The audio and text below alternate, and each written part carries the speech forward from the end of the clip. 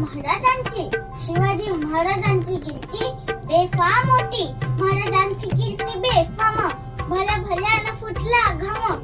याला कोण घाली सण. दरबारी पुसती बेगम. बडी बेगम म्हणजे आली अतील शहाची आई. बरं का? नजरेत तिच्या अंगार. दरबार झाला गपगार. कुणी घेईन पुढाकार. साऱ्यांनीच मानली हार. इतक्या त्याच्यानं एक सरदार उठला. बोलला, हम लाएंगे शिवाजी को. आणि त्यानं लव चालला. नावटेच फजल खान. नावटेच फजल खान. जिथं जागता जणू शैतान. खान बोलला छाती ठोकून. शिवबाला टाकतो चिरडून. कौतिक झाले दरबाराचे. खान निघाला मोठ्या गुणवीत. त्याच घोर दळ पाटाय. फौज फाटाला ये बक्कल. अंगी 10 हत्तीचं बळ. पाहणार काफी चळचळ. वाटेत भेटेल त्याला चिरडी. त्याचीच खानाची सेना निघाली. गावं लुटली. देवळ उद्ध्वस्त केली.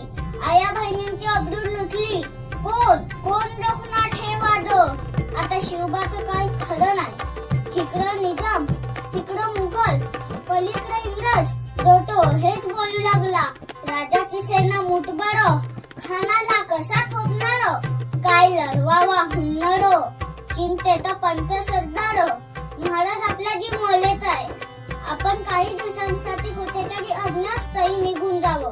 काय म्हणालात रायबा.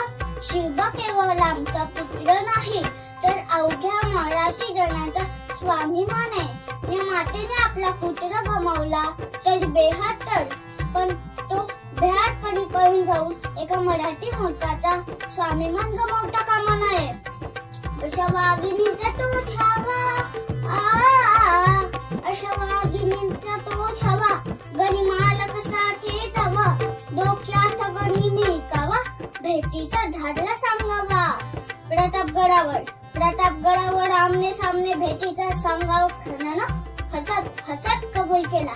दिवस ठरल्याप्रमाणे प्रतापगडच्या पायथ्याशी खान.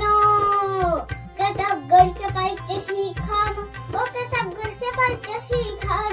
प्रतापगडच्या पायथ्याशी खान. आला बेगुमान नाही त्याला जाण. शिवाजी राजाच्या करमतीची. शिवाजी राजाच्या करमतीची. अन त्यास नाही जाणीव शक्तीची. करेल काय कल्पना युक्तीची.